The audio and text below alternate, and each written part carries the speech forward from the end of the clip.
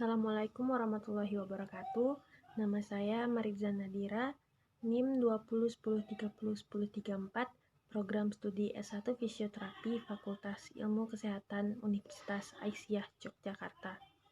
Saya akan menjelaskan anatomi dan fisiologi dari alat reproduksi wanita. Alat reproduksi wanita dibagi menjadi dua bagian, yaitu ada eksternal bagian luar dan internal yaitu bagian dalam. Yang pertama akan kita bahas bagian eksternal. Bagian eksternal ada dua, yaitu klitoris dan labia. Klitoris merupakan salah satu titik yang rangsangan seksual yang paling sensitif dan mengandung banyak saraf. Yang kedua ada labia, yaitu ada labium minor dan labium mayor. Posisinya mengelilingi lubang vagina. Bagian internal yang pertama akan kita bahas yaitu ovarium. Ovarium merupakan tempat menghasilkan ovum. Proses menghasilkan ovum disebut dengan ovulasi. Jumlah ovarium ada 2 dan bentuknya seperti kacang almond. Di ovarium terdapat struktur kecil mirip kantung yang terdapat foliker. Di dalam foliker terdapat ovum yang belum matang, disebut dengan oosit, yang sudah dibawa sejak lahir. Folikel jumlahnya kurang lebih sekitar 400.000 dan akan berkurang seiring bertambahnya umur wanita. Pada wanita yang sudah memasuki masa menopause, biasanya ovariumnya berlubang. Hal ini dikarenakan folikelnya sudah mengeluarkan isinya. Yang kedua ada oviduk atau tuba Fallopi.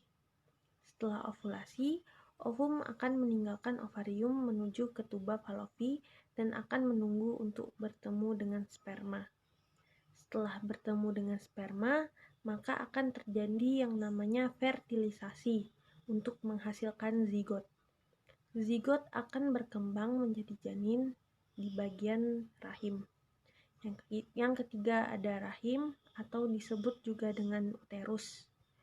Rahim merupakan organ tebal yang berotot, dapat berkembang selama masa kehamilan untuk menampung janin maksimal sekitar 4 kg. Lapisan dalam di bagian rahim dikenal sebagai endometrium. Lapisan ini ketika terjadi menstruasi akan meluruh. Menstruasi adalah proses meluruhnya bagian endometrium akibat ovum yang tidak dibuahi oleh sperma. Di rahim ada juga bagian mulut rahim yang disebut juga dengan serviks. Di bagian serviks inilah yang paling sering terkena dengan kanker. Yang keempat ada vagina. Vagina juga merupakan bagian yang berotot, tetapi elastis. Vagina merupakan tempat memasukkannya penis dan tempat awal masuknya sperma. Vagina juga berfungsi sebagai jalan lahir bagi bayi saat dilahirkan. Vagina terdapat selaput tipis yang disebut selaput darah atau hymen. Hymen akan semakin tipis dalam waktu ke waktu, bahkan bisa pecah dan dapat berdarah ketika direnggalkan atau selama berhubungan seksual. Dan juga biasanya akan hilang akibat aktivitas fisik seperti olahraga. Saat gairah seksual muncul, maka akan menginduksi kelenjar vertibular yang berada di dekat vagina.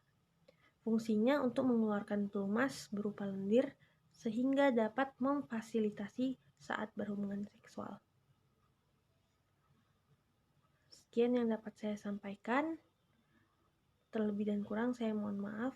Akhir kata, wassalamualaikum warahmatullahi wabarakatuh.